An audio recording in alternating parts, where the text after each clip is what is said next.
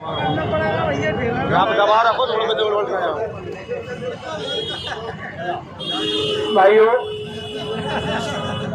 आज हम गुना में भी इंडिया गठबंधन के छतरी के नीचे एकत्रित होकर यहाँ विरोध कार्रवाई आयोजित कर रहे हैं। ये इसी तरीके की विरोध कार्रवाई हिंदुस्तान भर में, हिंदुस्तान के हर कोने में आज के दिन की जा रही है। और उसका कारण ये देश की जनता समझती है, समझ रही है कि आज देश में जो हो रहा है, जो तानाशाही का तांडव खुलकर खेला जा रहा है, ये 2014 से जब मोदी सरकार आई थी तब से ही ये स्पष्ट हो गया था कि ये भारतीय जनता पार्टी की मोदी सरकार नहीं है। ये नागपुर से चलने वाली आरएसएस के नेतृत्व में चलने वाली सरकार है। आरएसएस का एक अपना एजेंडा है। आरएसएस हिटलर की नीतियों को लागू करने का काम करती है। हिटलर ने जिस तरीके से राष्ट्रवाद और धर्म का चोला ओढ़कर जर्मनी को विकसित राज्य बनाने का नारा दिया था, उसी तर्ज पर आरएसएस के नेतृत्व में ये मोदी सरकार उसी एजेंडे को लागू कर रही है।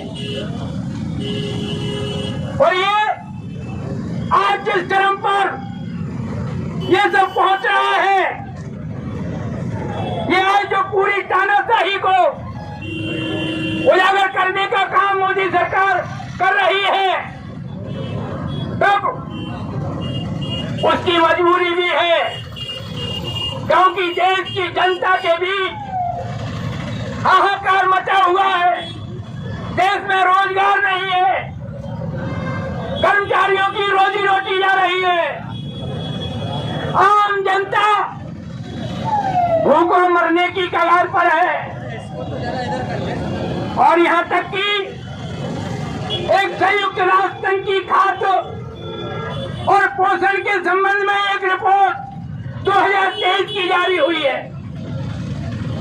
उस राष्ट्र संघ की रिपोर्ट में यह बता दिया गया है कि हमारे देश में आज 1 अरब लोगों को ये पोषक तत्वों से भरपूर खाद्य नहीं मिलता है, आहार नहीं मिलता है।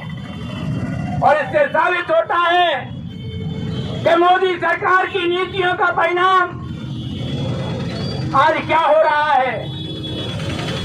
बात चल रही है कि संसद को विपक्ष मुक्त करने का काम ये मोदी सरकार कर रही है। 143 सांसदों को निलंबित कर दिया। ये और भी संख्या बढ़ेगी।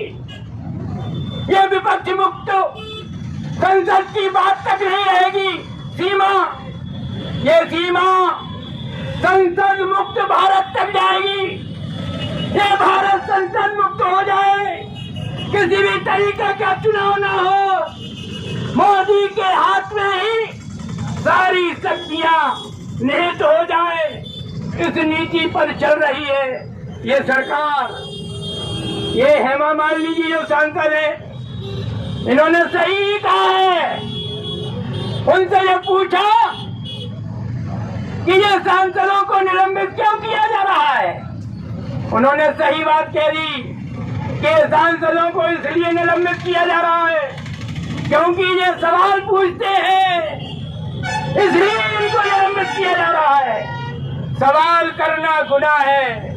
जो बात पूछेगा, जो सवाल करेगा, उसे जेल के अंदर डाल दिया जाएगा। ये दो लोगों के हाथों में ये भारत की सत्ता है। 2 लोग गुजरातियों के हाथ में भारत की सत्ता है। जो भी सवाल उठाएगा, जो भी प्रश्न करेगा, उसे तानाशाही पूर्ण तरीके से जेल में डाल दिया जाएगा। बहुत सारे बुद्धिजीवी सैकड़ों की संख्या में आज निर्दोष होने के बाद जेल में है। ऐसे कानून बना दिए गए हैं कि उनकी जमानत भी नहीं होती है।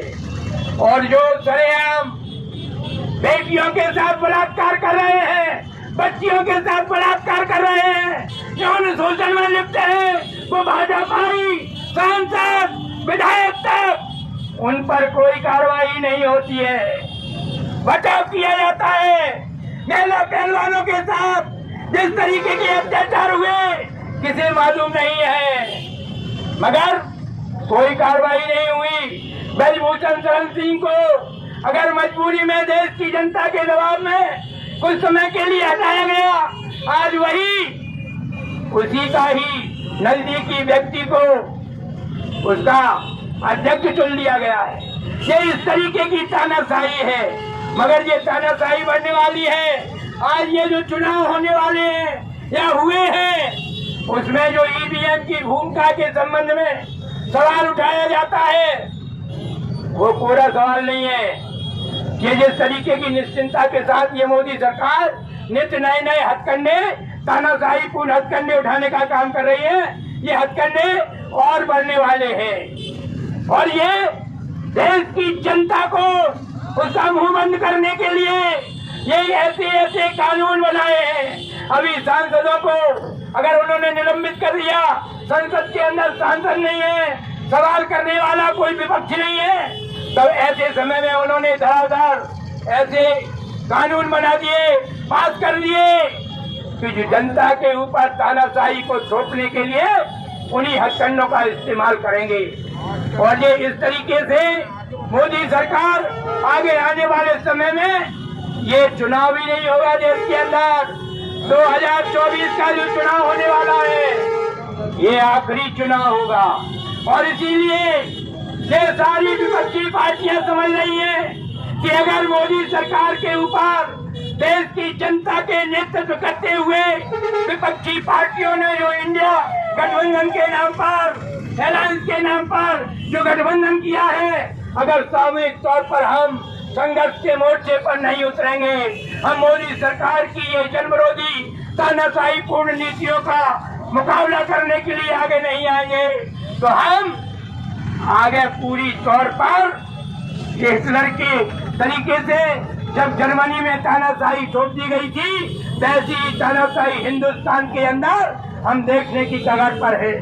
इसीलिए भाइयों, आज जो दिल्ली के अंदर ये इंडिया गठबंधन ने जो सारे विपक्ष को एक करने के बाद इंडिया गठबंधन बनाया है, इंडिया अलायंस बनाया है, इसकी छतरी के नीचे जितने भी ये संगठन है, विपक्षी पार्टियां हैं, उन्होंने एकजुट होकर जो आगे बढ़कर संघर्ष का मोर्चा खोलने का निर्णय किया है।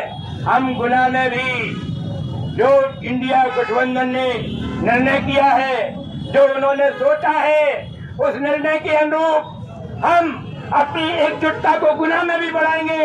हम आम जनता के बीच अभियान चलाएंगे। हम मोदी सरकार की जो तानाशाही पूर्ण नीतियां हैं उनको उजागर करते हुए खिलाफत के लिए हम जनता को भी लामबंद करेंगे, हम लड़ेंगे। हम निश्चित तौर पर भाइयों अपनी इस लड़ाई को आगे ले जाने का काम करने वाले हैं। ये मेरे समीर भरत की आखिरी 2 लाइन कहते हुए मैं अपनी बात को समाप्त करूंगा। गम के सन्नाटों में आवाज अजब आती है, गम के सन्नाटों में आवाज अजब आती है।